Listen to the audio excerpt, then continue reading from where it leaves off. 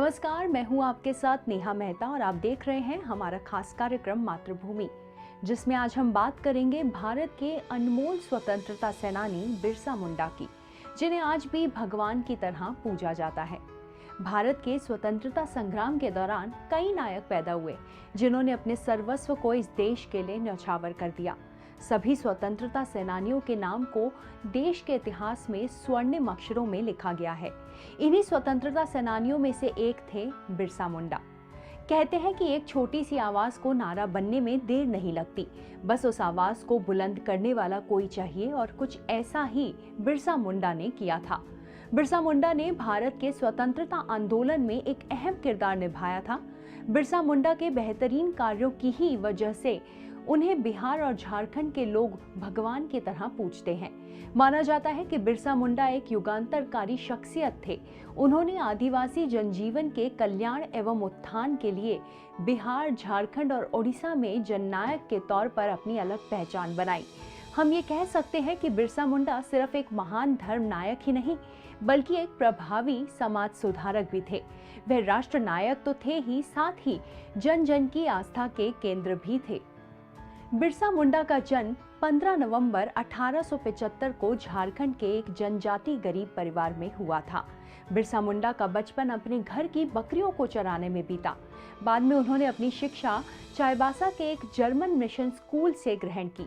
वहां पर आदिवासी संस्कृति का उपहास उड़ाया जाता था, जो कि बिरसा मुंडा को सहन नहीं होता था। इस पर उन्होंने भी पादरियों और उनके धर्म का मजाक उड़ाना शुरू कर दिया था। फिर क्या था, ईसाई धर्म प्रचारकों ने उन्हें स्कूल से ही निकाल दिया। बिरसा मुंडा बचपन में अपने खेतों में घुमा करते थे और वह बांसुरी भी बजाया करते थे। बिरसा मुंडा बचपन से ही बेहद चंचल और होशियार बालक थे। अंग्रेजों के बीच रहते हुए भी वे बड़े जरूर हुए, परंतु उन्हें अंग्रेजों की संस्कृति बिल्कुल भी नहीं भाती थी। गरीबी की वजह से उन्हें समय समय पर अपने घर भी बदलने पड़े।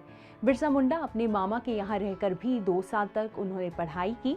बिरसा मुंडा के जीवन में बड़ा परिवर्तन तब आया जब उनका संपर्क स्वामी आनंद पांडे से हुआ। उन्हें हिंदू धर्म तथा महाभारत का ज्ञान हुआ। कहा जाता है कि 1895 में कुछ ऐसी घटना घटी जिसकी वजह से लोग बिरसा को भगवान का अवतार मानने लगे। लोगों में इस बात का भी विश्वास होने लगा कि बिरसा को छूते ही उनके सभी रोग दूर हो जाएंगे। बिरसा मुंडा ने अपने जीवन के 4 साल चाईबासा में बिताए। इसके बाद से बिरसा मुंडा लगातार समाज के लोगों की आवाज उठाने लगे और जागरूकता भी फैलाने लगे। 1894 में एक भीषण अकाल आया था। बिरसा मुंडा ने अपने समुदाय के लोगों को एकत्रित किया और अंग्रेजों से लगान माफी की मांग करने लगे। इसको लेकर बिरसा मुंडा ने एक बड़ा आंदोलन खड़ा कर दिया। 1895 में बिरसा ने अंग्रेजों की लागू की गई जमींदारी प्रथा और राजस्व व्यवस्था के खिलाफ लड़ाई के साथ साथ जंगल जमीन की लड़ाई छेड़ी थी।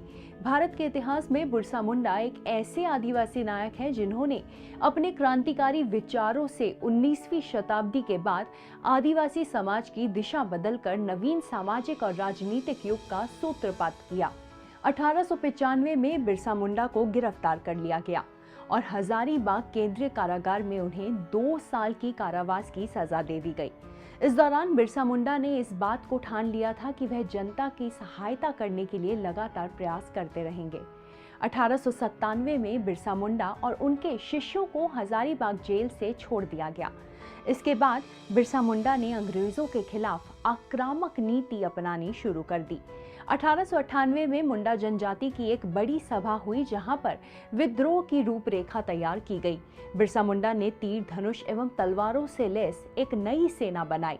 बिरसा मुंडा और उनके संगठन के लोगों ने तीर कमान के ही बल पर अंग्रेजों के आधुनिक हथियारों के समक्ष अपना लोहा मनवाया था। बिरसा मुंडा के आह्वान के बाद से ही मुंडाओं में संगठित होने की अलग चेतना जागी, जिसके बाद से अंग्रेज भी घबराने लगे। बताया जाता है कि 1897 से लेकर 1900 के बीच मुंडाओं अंग्रेजों सिपाहियों के बीच जबरदस्त युद्ध होता रहा और बिरसा मुंडा के संगठन ने अंग्रेजों के नाक में दम कर दिया था। बिरसा मुंडा लगातार गुप्त जगहों पर सभाएं करने लगे और अपने अनुयायियों को प्रभावित करने लगे। बिरसा मुंडा अपनी सेना को अजय रहने का भी विश्वास दिलाते रहे। यही कारण रहा कि उन्हें महापुरुष का दर्जा मिल गया। लोग उन्हें धरती बाबा के नाम से पुकारने लगे और उनकी पूजा करने लगे। कुल मिलाकर कहे तो बिरसा मुंडा ने न केवल अपनी प्रकृति, जंगल, जमीन की रक्षा के लिए लड़ाई लड़ी, बल्कि आजादी की लड़ाई में भी महत्वपूर्ण भूमिका निभाई। ब्रिटिश शासन के दौरान उन्होंने 19वीं शताब्दी में आदिवासी बेल्ट में बंगाल प्रेसिडेंसी यानी अब का झारखंड में आदिवासी धार्मिक सहस्त्राब्दी आंदोलन का नेतृत्व किया। ब्रिटिश सरकार द्वारा आदिवासियों को लगातार जल, जंगल, जमीन और उनके प्राकृतिक संसाधनों से बेदखल किया जाता रहा और वे इसके खिलाफ आवाज उठाते रहे। बिरसा मुंडा ने किसानों का शोषण करने वाले जमींदारों के विरुद्ध संघर्ष की प्रेरणा भी लोगों को दी। जनवरी 1900 डोमबाड़ी पहाड़ी पर एक और संघर्ष हुआ था जिसमें बहुत सी औरतें और बच्चे मारे गए थे। उस जगह बिरसा अपनी जनसभा को संबोधित कर रहे थे। बाद में बिरसा के कुछ शिष्यों की गिरफ्तारियां भी हुई। अंत में स्वयं बिरसा भी 3 फरवरी 1900 को एक चक्रधरपुर में गिरफ्तार करके उनको जेल में डाल दिया गया। वहां अंग्रेजों ने उन्हें धीमा जहर दिया था, जिस कारण 9 जून 1900 को बिरसा की मृत्यु हो गई। लेकिन लोकगीतों और जातीय साहित्य में बिरसा मुंडा आज भी जीवित हैं। बिरसा मुंडा को आज भी आदिवासी समाज भगवान की तरह पूजता है। आजादी में बिरसा मुंडा के योगदान को देखते हुए 15 नवंबर को आजादी के 75 साल पूरे होने के अवसर पर मोदी सरकार ने उनके जन्म दिवस के अवसर पर जनजातीय गौरव दिवस मनाने का फैसला किया है। आज के इस एपिसोड में इतना ही। अगले एपिसोड में हमारे देश की ऐसी ही एक और गौरवमयी कहानी के साथ हम फिर से हाजिर होंगे। तब तक के लिए धन्यवाद।